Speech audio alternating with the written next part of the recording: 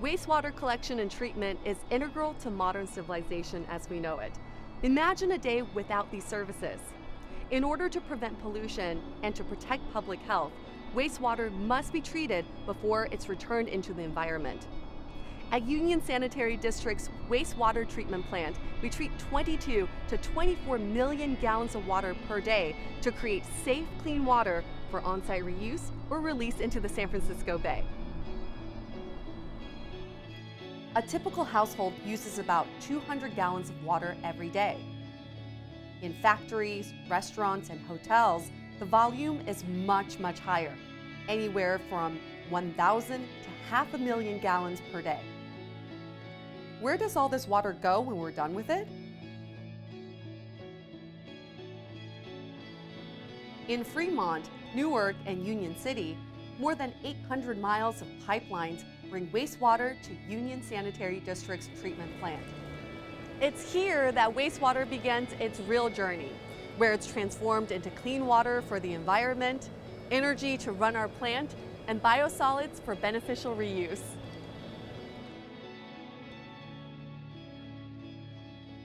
First, at the headworks, we get rid of the obvious stuff, from cell phones to flushable wipes, and other surprising things.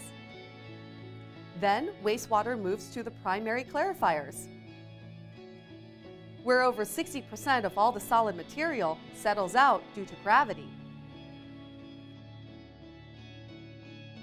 The solids sink to the bottom and head to the degridders to remove sand, eggshells, and rock chips that could damage our equipment, before getting thickened and being sent to our digesters, where we use biological processes to do some pretty amazing things.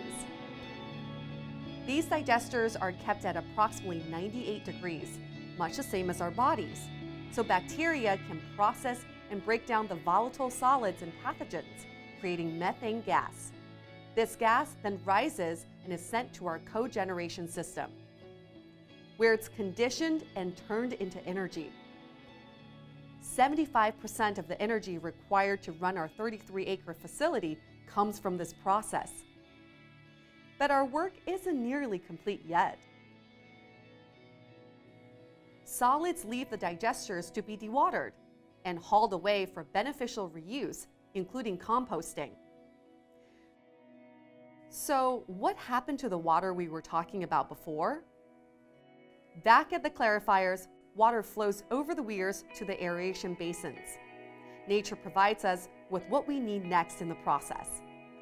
Activated sludge and lots of air are pumped into the tanks to create a suitable habitat for rotifers, stalk ciliates, nematodes, and other beneficial bacteria to thrive. These microorganisms, commonly referred to as bugs, use the remaining organic waste as food. In our lab, we look for a community of bugs. We want to see a variety of them, which indicates the health of the process. After the bugs have done their work, the secondary clarifiers allow them and the waste they have digested to sink to the bottom of the tank by gravity and be removed. A portion of this is returned to the treatment process, and the rest is sent to the digesters. Contact basins provide a mixing pathway to slow the flow of water and allow plenty of time for chlorine to disinfect it and kill any pathogens and viruses. It passes through a final screen, and we're ready to begin the last leg of the journey. The treated water heads up the east shore of the bay, combining with flows from other agencies in a jointly owned pipeline. The flows take a left turn near the Oakland airport and travel about 4 miles out to be released in the deeper waters of the bay. Union Sanitary District has received national recognition for excellence in regulatory compliance annually for over 24 years since the program began. USD's infrastructure, processes, and staff members work to fulfill our mission of protecting public health and the environment 24 hours a day, every day. We are proud of the work that we do for you, and we hope you've enjoyed learning about our award-winning treatment plant.